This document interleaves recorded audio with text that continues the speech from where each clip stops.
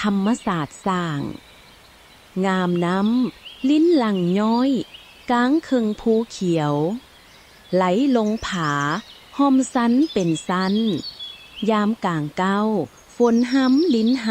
ำน้ำสุโตนตาดพงเสียงหึมนำหึมหน้าแรงล้มหลวงต้องลูบผ่านโสยพัดหลงเป็นสายญาติย้อยไหลย้อย